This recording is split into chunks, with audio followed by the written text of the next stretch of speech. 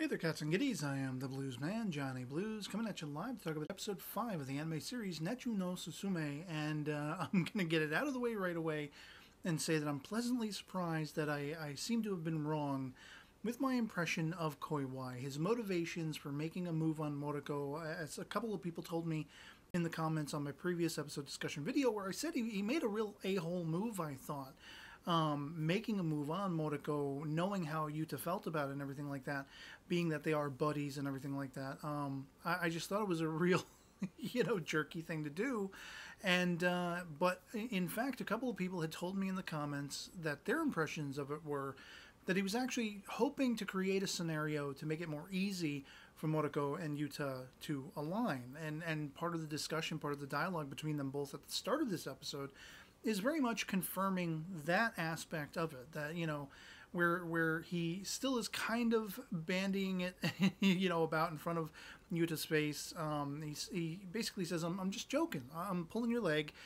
Why don't you come along? Why don't you show up and you can talk to her? You can, you have a lot to say to her. And so, he comes clean and says, he confesses that, yeah, the whole point of doing this was to help you out. And I liked him that much more for that. Now, let me just say, as a brief aside, a sort of postscript, even though I haven't even gotten to the episode proper discussion, the PV for the next episode, I still have reservations about that dynamic between the three of them, because it seems almost as though Utah and Kauais will come to some level of divisiveness over Monaco. It looks like Kauais still ends up having a date with her, and I don't know exactly, we hear a voice that sounds like Kauais trying to sound all smooth, saying, oh, you really were excited to have this date, you couldn't wait, maybe an answer to the fact that she showed up a day ahead of time, thinking that was when her date was supposed to be, when it's not supposed to be for 2 days later or whatever, or the day after, and leading to, of course, Utah to go and find her.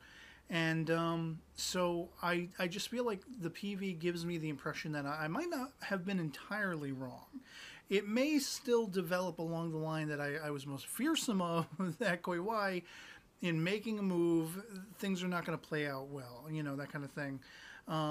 But, getting to the episode proper, I was actually right. I was actually correct, even though I said something along the lines of, I think it's probably too on the nose to assume that the store clerk that, Monaco always shops in the convenience store is also Kanbei with the green hair, because he has green hair. And actually that proved to be true. We found out that that was in fact him, and they set up a meeting. They might have seen each other, air quotes, in the game before because they're on the same server. And sure enough, that's whom he proves to be. And what's even that much more interesting about that, it happens in a blink and you'll miss it line of dialogue.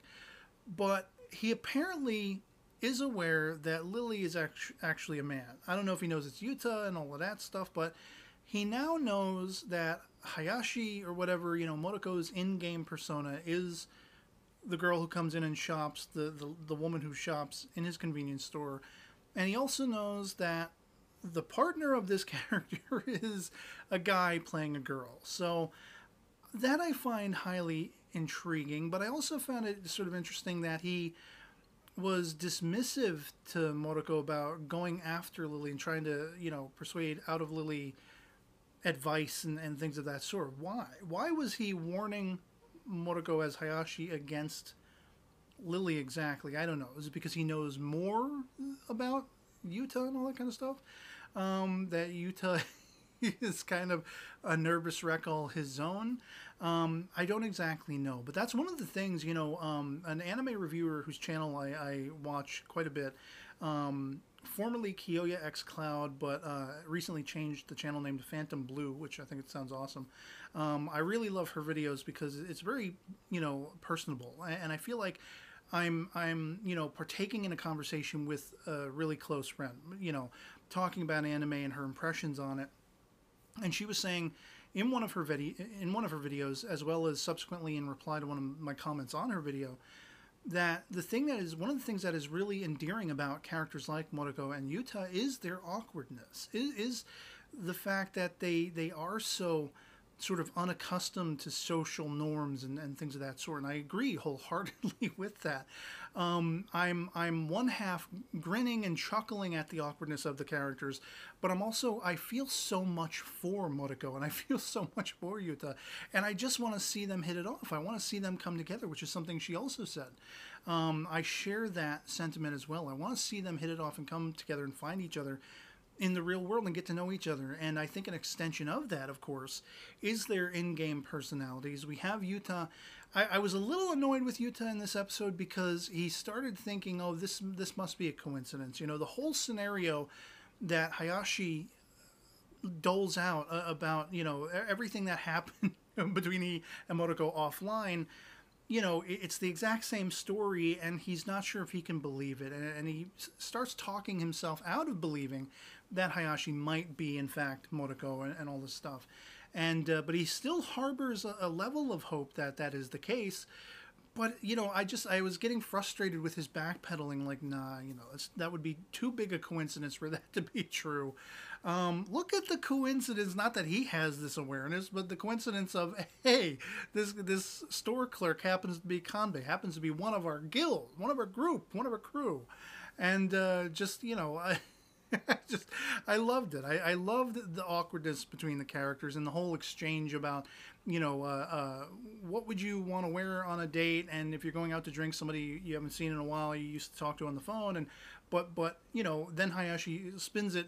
But what would you do if you were a girl? What would you want to wear if you were a girl? And of course, they're asking Lily, which is actually Yuta, and he doesn't know. You know, and that's where they have the little powwow sort of off to the side, Kanbei and Lily, where we find out that Kanbei is perfectly aware that Lily is a dude, and so just the whole, it was like Three's Company level awkwardness there, you know, but in the best possible terms, because it was cute, it was fun, it was funny. And it's just, it's very much sort of waving that banner in front of the viewer to say, we know you want these characters to come together, and we're working it out, and we're going to get you there, but we're going to have fun with it, sort of tongue-in-cheek, and I really appreciated that.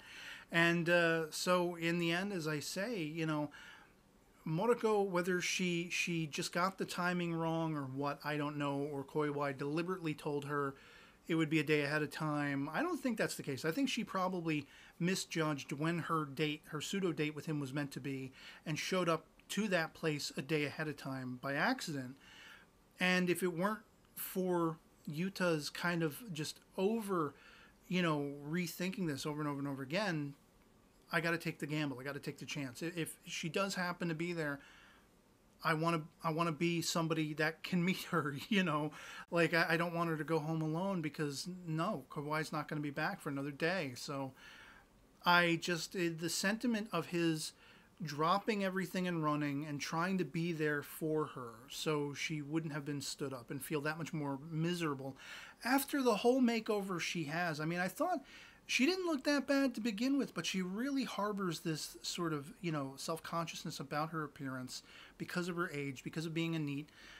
And, you know, like, he already found her attractive. Even Kauai found her attractive. Not necessarily for all the right reasons, but, you know. But Yuta actually has a genuine interest. And then when you see her, you know, after having undergone this sort of spit and polish, and she's had her hair shortened a little bit, and I mean, she really looked even more attractive, I thought, you know. And I loved Yuta's trying to be there for her in that event. Just in case, if this turns out to be her. And at first he didn't see her when he arrived, but she, you know, he caught a glimpse of her. She was just about to leave. And then he calls out to her, and of course, effing cliffhanger. So we gotta wait. And then again, like I said, that PV just, I have reservations, and I'm trepidatious about it. Because I feel like there could still be a divisiveness, a fallout that's going to happen as a result of Kauai and Moriko possibly continuing on with their date, or her maybe turning Yuta down again, or, you know, whatever. However this is going to play out. I'm primped at the edge of my seat to find out how this is going to play out. And at the end of the day, I just want to see these characters be able to come together. I really hope Monaco and Utah will find each other offline as well as on, you know. And so yeah, I'd love to hear from you guys in the comments below what you thought of episode 5 of Net-Juu no Susume. If you've seen it as well, if you enjoyed it, if you got a kick out of all of that awkwardness, as I say, the charm of the characters in their awkwardness. On the one hand, it's delightful, it's entertaining, it's funny, it's fun. But on the other hand, I feel so much for these characters. They are endeared to me, and there are aspects to that I could highly relate to. So I put myself in their shoes, and I'm like, I just want to see them benefit from being able to hook up in a sense, because they could really be there for each other. They could really do a lot for each other positively, supportively, and all that kind of stuff.